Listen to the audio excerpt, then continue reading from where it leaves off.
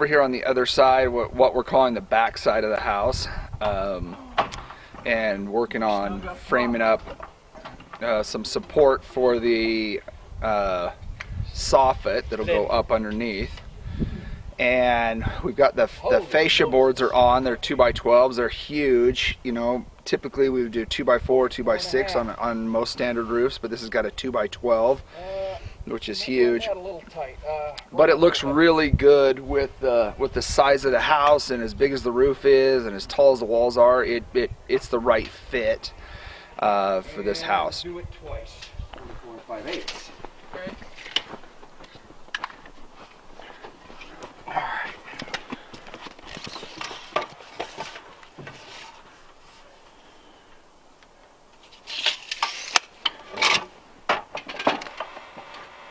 Hey, why do you think that this side has gone smoother than the other side? I don't know. Part of it's the learning curve. Developing the system.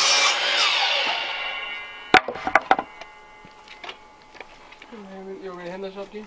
Sure.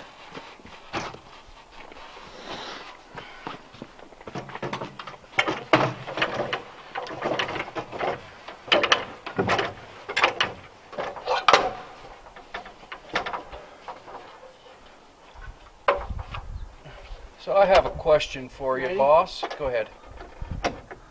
I hate it when you call me boss. I feel like a plantation owner. Well, this is actually a technical question.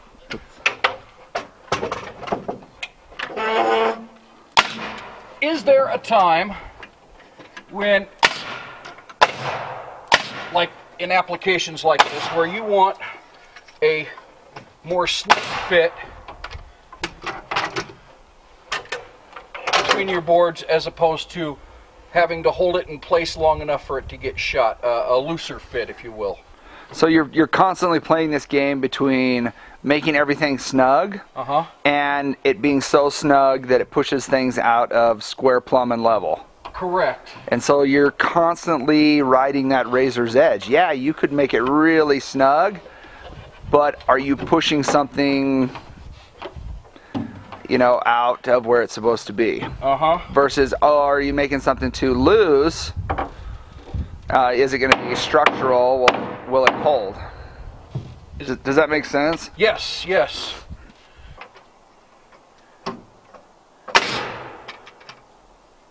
Excellent shooting.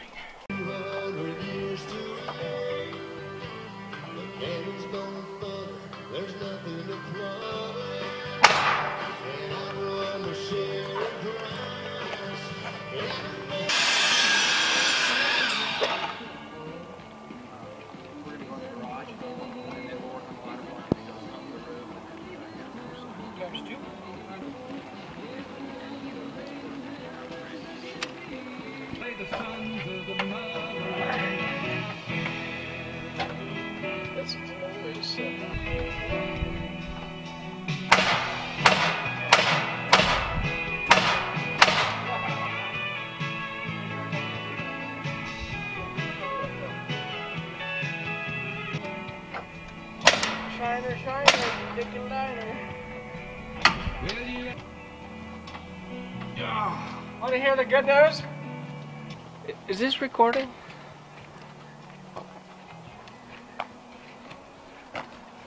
Maybe. What's up? Okay, so why don't you come down and we'll bring it inside.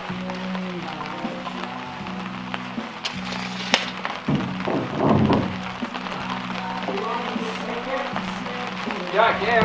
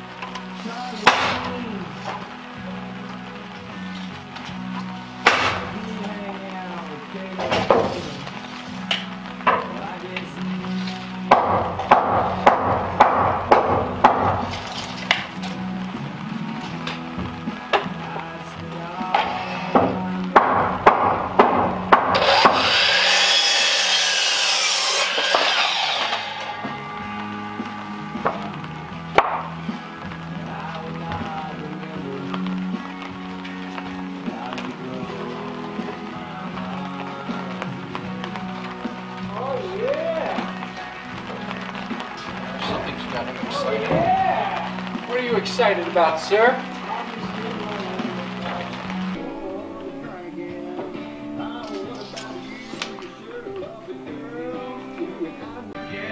On. Yeah. Yep.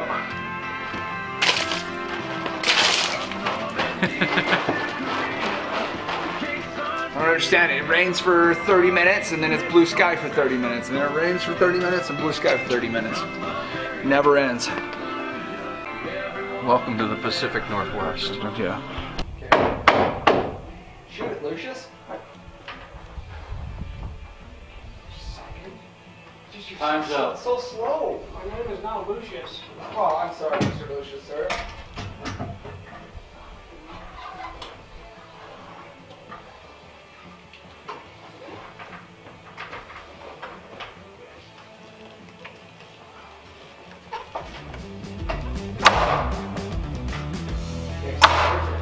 We put in these next three.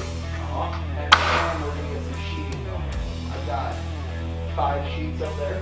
And we'll get those up.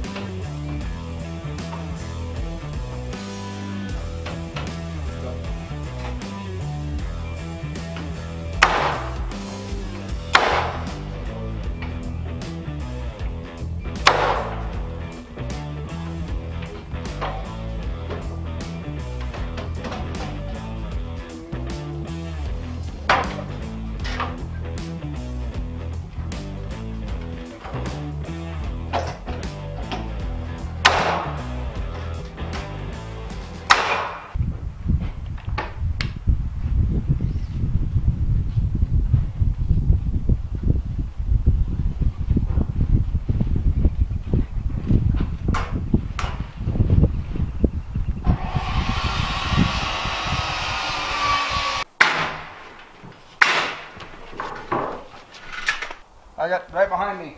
Okay. That means we're going to open a whole new... Oh, it'll be okay. Pretty nails.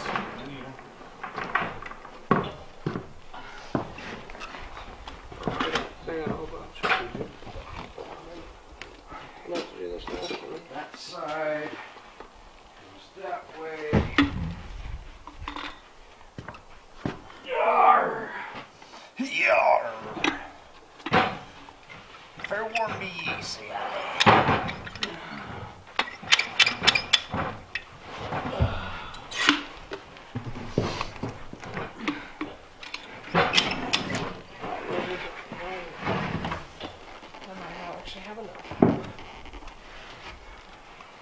There for the... Yeah, it'll work great. Hopefully we ran all the way.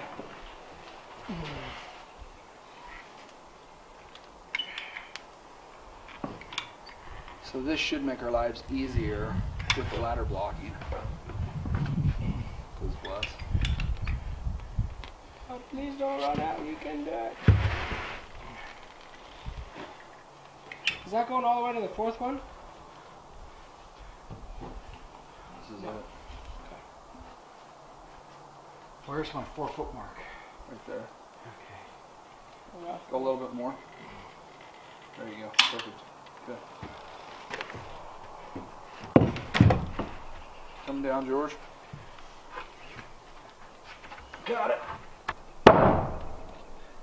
Yeah, buddy. More? Keep coming. That's all she wrote.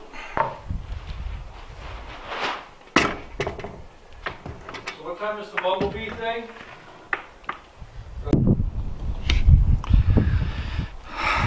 So we made it up here to the second. I guess we're calling this the second floor.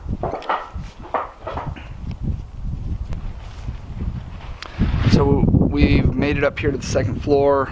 Started sheeting. The reason is we've got to put in this ladder blocking here, fill in this gap. This space is where the stairs come up to this attic, to the end of this attic area. These attic trusses. So had to get this built. In order to get that built, we figured we'll put the floor down. That'll make it easier to climb up on the ladders.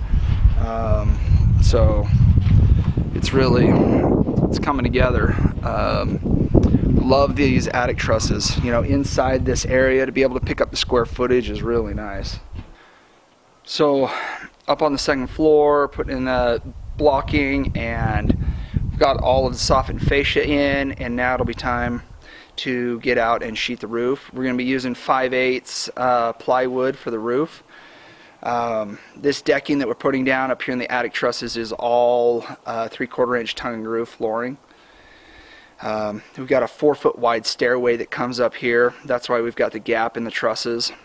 So it's coming along. So we're kind of having, in order to get the roof done and sheeted, we're having to do some odds and ends, like fill in some of the ladder blocking and sheet this floor up here, and that'll help us move along. Also make it nicer for working up here with some of the, we've got overbuilds at both ends of the house because of the 4-foot eaves. Trusses stick out 4 feet around the entire house, help keep the moisture away from the foundation.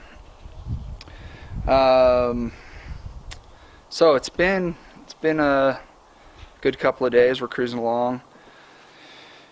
I'm excited because it's really starting to take shape, and we've got owners coming to visit, and it'll be fun for them to be able to really get a feel for the space. There wasn't a whole lot of planning up front.